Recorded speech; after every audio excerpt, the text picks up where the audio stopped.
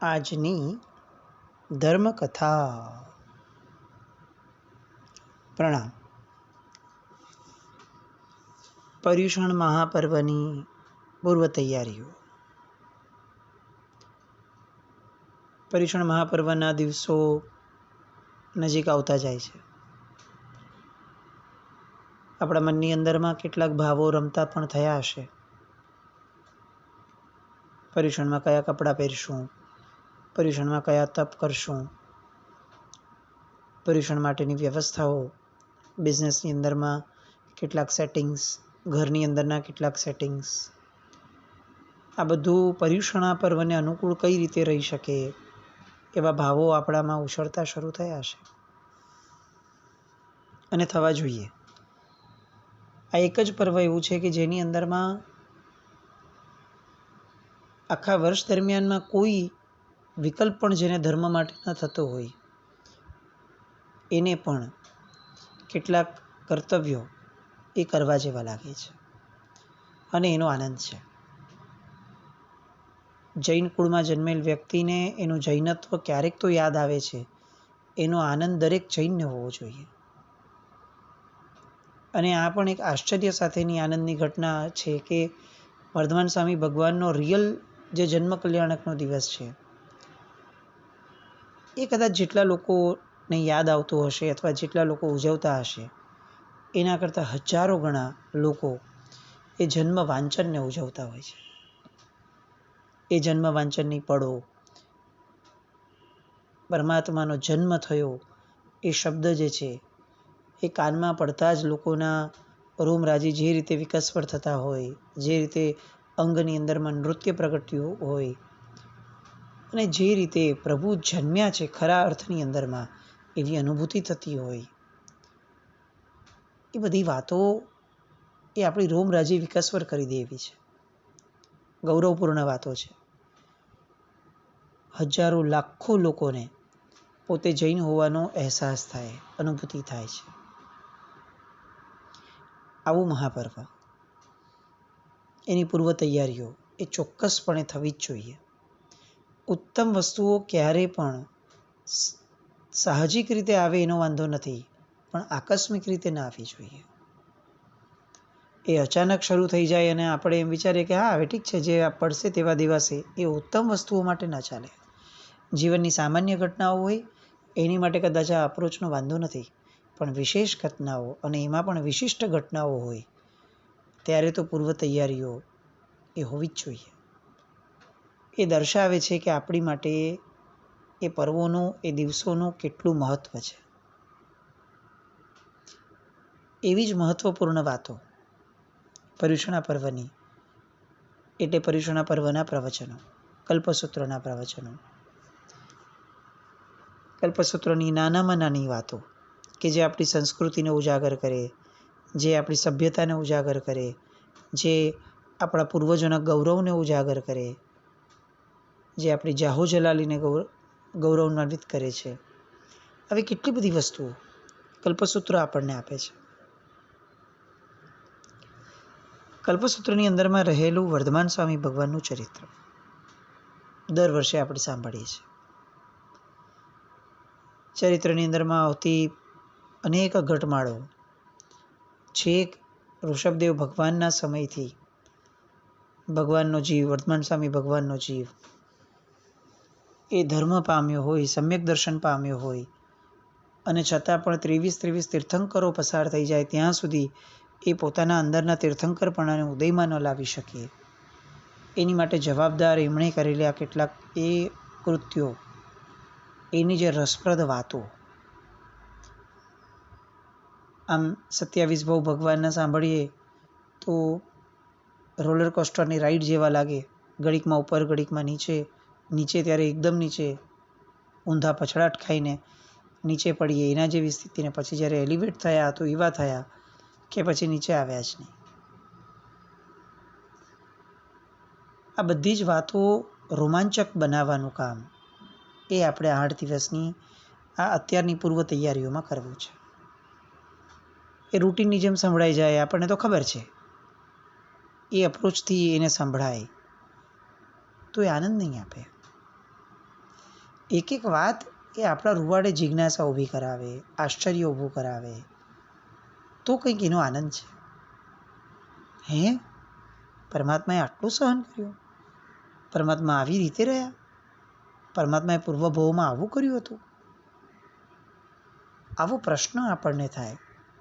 આપણી જાત સાથે એ વાતો ટેલી કરાય કે એ જ પરમાત્માનું અંશ આપણે છે, એના વંશમાં જન્મેલા છીએ, એમના અંશ છીએ. તો આપણા જીવનમાં ને એમના જીવનની અંદરમાં કેમ આટલો બધો ડિફરન્સ છે? અને એમના પૂર્વના જે ભવો છે, 27 ભવો, 26 ભવો, એ ભવો સાથે આપણી સિમિલારિટી મેચ કરાય કે આપણે પણ કંઈક આવા પાપની દિશામાં તો નથી ને? આપણે પણ કંઈક આવો મિથ્યાત્વ નથી સેવતા ને? આપણે પણ કંઈક આવો અહંકાર, મદ નથી કર્યો ને? આવું સતત છણાવટ સાથે આપણે વિચારતા રહીએ. એ પ્રવચનોની સફળતા છે.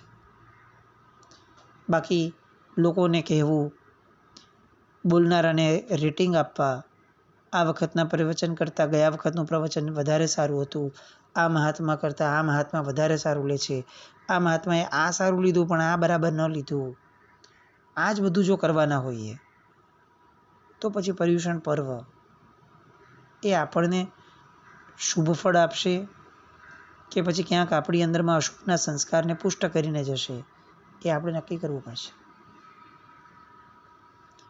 આપણા દરેક પર્યુષણા લગભગ આવા થતા હશે મહદઅંશે, કે જેમાં યા તો આપણે લોકોને જજ કરશું, લોકોએ તૈયાર કઈ રીતે થયા એ વિષય બહેનોનો હશે, અને કોણે કેટલું દાન આપ્યું એ વિષય ભાઈઓનો હશે, કેટલી ઉછામણી થઈ, કેટલા રૂપિયા ટોટલ જમા થયા, ગયા વર્ષ કરતાં આ વર્ષે આવક વધી કે ઘટી, વ્યવસ્થાની આ બધી વાતોમાં આપણે એટલા બધા ઓતપ્રોત થઈ જઈએ છીએ કે પર્યુષણા મહાપર્વ એ અવસ્થા બદલાવવા માટેનું પર્વ છે, એ વાત આપણને યાદ જ નથી રહેતી. પ્રવચનની અંદરમાં મહાત્માએ કેવી રીતે બોલવું જોઈએ, અવાજ કેવો હોવો જોઈએ, આજુબાજુવાળા લોકોએ શાંતિ રાખવી જોઈએ, એ બધી પડોજણ એટલી બધી આપણા મગજમાં ઊભી થતી હોય કે હું પ્રવચન સાંભળવા આવ્યો છું એ પણ યાદ ન રહે, અને પ્રવચન સાંભળતી વખતે મારે સતત મારા મનને પ્રવચન સંભળાવવાનું છે, એ ક્યાંથી યાદ રહેશે? આવું કેટલું એ આ પર્યુષણામાં આપણે નથી કરવું. એકાગ્રતા કેળવવી છે. જે બોલે છે એ તો સાંભળવું જ છે, પણ જે નથી બોલાતું એ પણ સાંભળીએ, બિટવીન ધ લાઇન્સ. એવી એક બિટવીન ધ લાઇન્સ વાળી એક વાત જેને આજે મંબળાવવાનું મન થાય. પર્યુષણા મહાપર્વનું કલ્પસૂત્રનું વાંચન, અને કલ્પસૂત્રના વાંચનમાં વર્ધમાન સ્વામી ભગવાનનો 27મો ભવ, એ 27મા ભવની અંદરમાં પરમાત્મા જ્યારે દીક્ષા લઈને નીકળે છે, અને દીક્ષાના શરૂઆતના કાળની અંદરમાં જ પ્રથમ જ ચાતુર્માસની અંદરમાં ભગવાન જ્યારે દ્વિજંત પાખંડ એવા આશ્રમની અંદરમાં પોતે અચાનક જે પ્રસ્થાન કરે છે, જાય છે, અને પછીથી એમની સાથે એક અનુભવ થાય છે. પેલા જે બ્રાહ્મણ છે, સોમ બ્રાહ્મણ, એ સોમ બ્રાહ્મણને કેટલીક વર્ધમાન સ્વામી ભગવાનની, વર્ધમાન કુમારની કેટલીક ચેષ્ટાઓ એ નથી પસંદ આવતી, અને એ એમને થોડો ઠપકો આપે છે, અને એ ઠપકાના કારણે વર્ધમાન સ્વામી ભગવાને કેટલીક વસ્તુઓ એ અંદરમાં શીખી, અને વસ્તુઓ શીખવા પછીથી એમણે 5 વસ્તુઓ નક્કી કરી પોતાના જીવનમાં. એમનો જે મહાવૈરાગ્ય છે એ વધુને વધુ દ્રઢ બને એ માટેના આ 5 નિયમો જે પરમાત્માએ પોતાની સાધના અવસ્થામાં લીધા છે, જેનો ઉલ્લેખ કલ્પસૂત્રમાં આવે છે, એ વાતને મંબળાવા જેવી છે. પહેલાં તો એ વિચારીએ કે 5 નિયમો કયા હતા. નિયમ નંબર 1, મારા નિમિત્તે કોઈને અપ્રીતિ થતી હોય ત્યાં હું રહીશ નહીં. સાધનામાં રત એવા પરમાત્માએ લીધેલો આ પહેલો નિર્ણય, પહેલો નિયમ. બીજો નિયમ, જ્યાં પણ રોકાઈશ ત્યાં હું કૌસગ્ગ મુદ્રામાં જ રહીશ. અને આ નિયમ લીધા પછીથી ભગવાનનો 12.5 વર્ષનો અધિકાંશ સમય કૌશગ મુદ્રામાં જ ગયો છે. ત્રીજો નિયમ, અધિકાંશ સમય હું મૌનમાં જ રહીશ. કદાચ બોલવું પડે તો 2-3 વાક્યથી વધુ નહીં બોલું. જે નિયમનું પાલન પરમાત્માએ છેક કેવળ જ્ઞાન સુધી કર્યું. પરમાત્મા મહદ અંશે બોલ્યા જ નથી, અને જે બોલ્યા છે કદાચ એ પણ ક્યાંક પરાર્થકરણ માટે જ બોલ્યા. ક્યાંય પોતાના બચાવ માટે બોલ્યા નથી, ક્યાંય પોતાના રક્ષણ માટે બોલ્યા નથી, પોતાના સ્વાર્થ માટે બોલ્યા નથી. એટલે આ ત્રીજો નિયમ કે અધિકાંશ સમય હું મૌનમાં રહીશ. નિયમ નંબર 4, ભિક્ષા ગ્રહણ હું હાથમાં જ કરીશ, પાત્ર નહીં વાપરું. અલબત્ત ભગવાને એમનું પ્રથમ પારણું જે છે એ પાત્રની અંદરમાં કર્યું હતું, કારણ કે આખી જે પરંપરા ભગવાનની 21,000 વર્ષની ચાલવાની છે એ પાત્ર સહિતની એમણે ઊભી કરાવડાવવાની છે. કારણ કે એ તો પરમાત્મા છે, એમનો અતિશય હોય કે એમને કરપાત્રી બનીને પણ જો ભિક્ષા વાપરી હોય તો નીચે એક ટીપું ન પડે, પણ એ અતિશય એમની પરંપરાના મુનિઓને ક્યાં રહેવાનો. એટલે મુનિઓનું તો એ ઔચિત્ય હોવું જ જોઈએ કે એ પાત્રમાં વાપરે. પણ એ ઔચિત્ય માટે આલંબન કોનું, રેફરન્સ કોનું? તો સ્વયં પરમાત્મા પોતે એમને આપે. એટલે એમણે પ્રથમ પારણું જે છે એ પાત્રની અંદરમાં કર્યું. આમ પણ વિચાર કરવા જઈએ તો ભગવાને જે પ્રથમ પારણું કર્યું એ પારણું એટલે એમનું જે પ્રથમ તપનું હતું એ કારતક વદ 11ના દિવસે થયું હતું.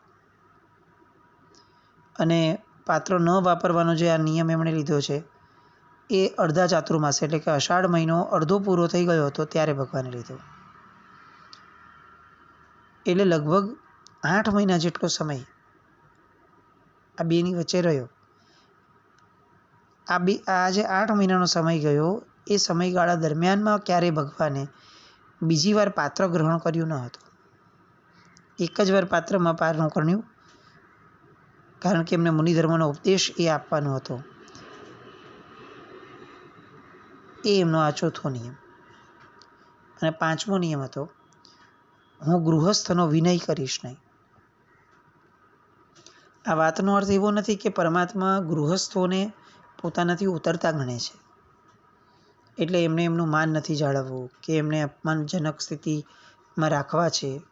ના, આવું કંઈ નહીં. વિનય ન સાચવવો એટલા માટે એ અપેક્ષા એ વાત છે આ કે ગૃહસ્થો એ સાવધ્ય પ્રવૃત્તિમાં રહ્યા છે.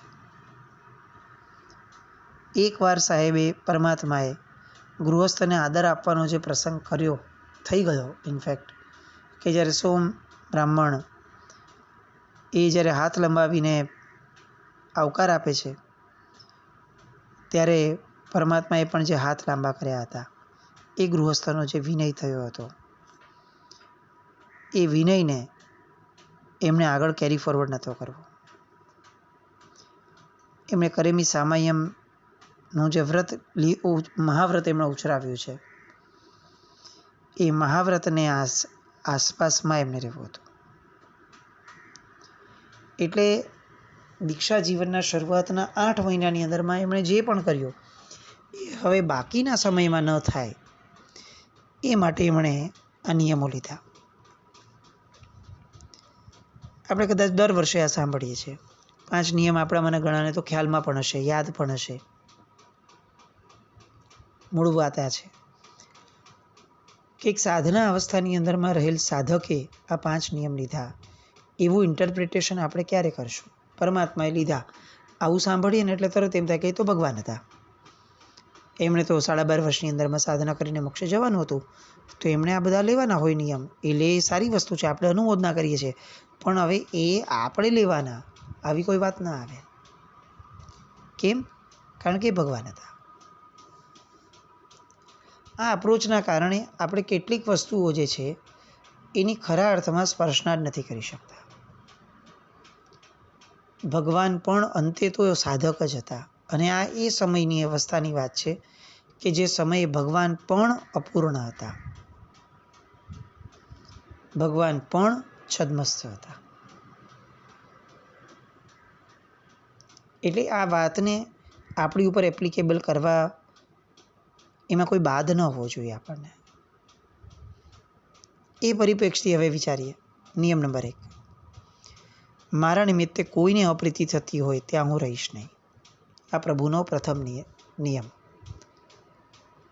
આપણે કમસે કમ પર્યુષણા પૂરતું આ રાખીએ, દ્રઢપણે રાખીએ. આપણા કારણે કોઈને પણ અપ્રીતિ થાય એવું એક પણ વર્તન આપણે ન કરીએ. કોઈ આજુબાજુમાં ભૂલ કરતું હોય તો આપણે એને અપ્રીતિ થાય એવી રીતે ટોકવું નથી. અને જો આપણને એવું લાગે કે એને અપ્રીતિ થઈ શકવાની શક્યતા છે તો આપણે એને સુધારવો પણ નથી.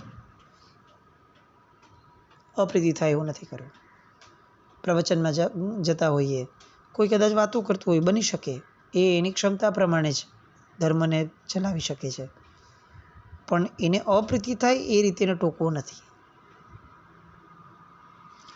ઘરની અંદરમાં બાળકો છે, ક્યાંક એને આપણો ધર્મ એ અતિરેકવાળો લાગે છે, તો 8 દિવસમાં આપણે એવો ધર્મ નથી કરવો કે જે એને અતિરેક જેવો લાગે અને એ ધર્મના કારણે અપ્રીતિ ઊભી કરે.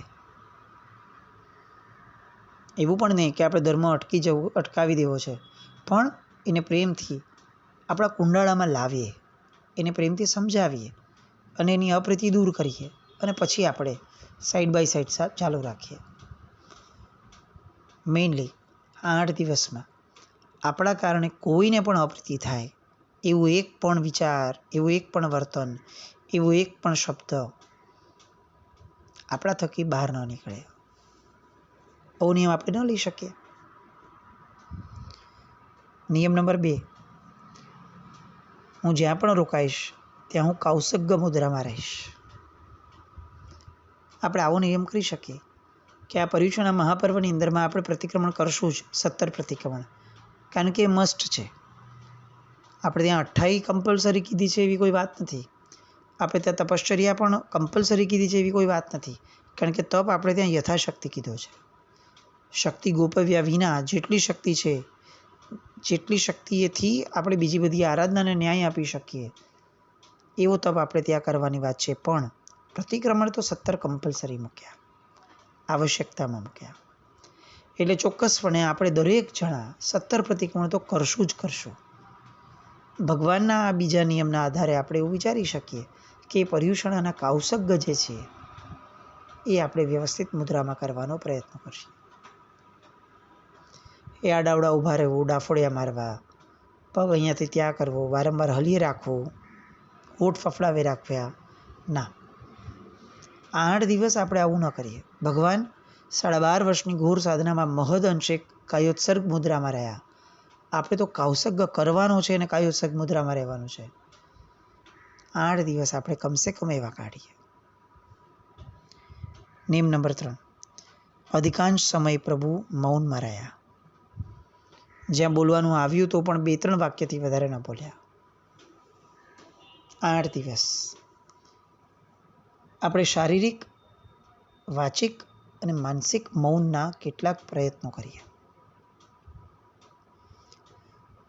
બહારથી જ્યારે મૌન રખાય છે શબ્દનું, એ સમયે મનને પણ અનુસંધાનમાં રાખીએ, મનને પણ મૌન આપીએ. આપણે વિચારવું પણ નથી. 5 મિનિટ, 7 મિનિટ આવું લક્ષ્ય રાખીએ અને આપણે આવા મૌન રાખીએ, આવી આદત પાડીએ, અભ્યાસ કરીએ. વિચારોનું પણ મૌન, શબ્દોનું પણ મૌન, વર્તનનું પણ મૌન.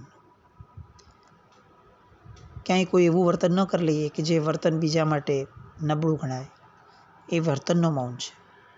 ક્યાંક એવા શબ્દ ન બોલીએ કે જો કોઈને દુભવી જાય, એ શબ્દોનું મૌન છે. અને ક્યાંય એવો વિચાર ન કરીએ જેના કારણે આપણો આત્મા વધુ ને વધુ બંધાય, એ વિચારોનું મૌન છે. આપણે 8 દિવસની અંદરમાં અધિકાંશ સમય મૌનમાં રહીએ. એ ભગવાનનો ત્રીજો નિયમ. ચોથો નિયમ ભિક્ષાગ્રહણ હાથમાં જ કરીશ, પાત્ર વાપરીશ નહીં. એ અતિશયવંત પરમાત્મા હતા.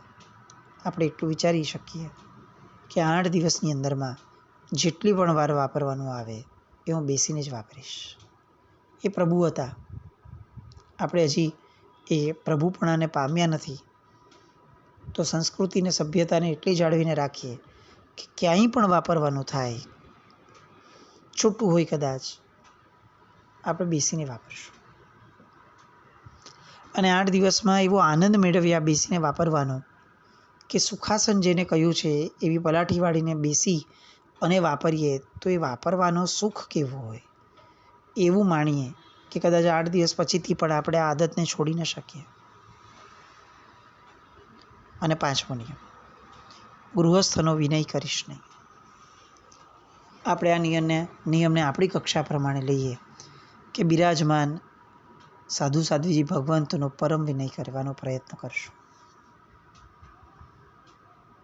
પરમાત્માએ તો સાવધ્ય તત્વોનો વિનય નહોતો કરવાનો. આપણે તો બેઠા સાવધ્યમાં છે. આપણે જે લોકોએ સાવધ્યનો ત્યાગ કર્યો છે એવાઓનો વિનય કરવા પૂર્વક આપણે સાવધ્યના ત્યાગની દિશા પકડવાની છે.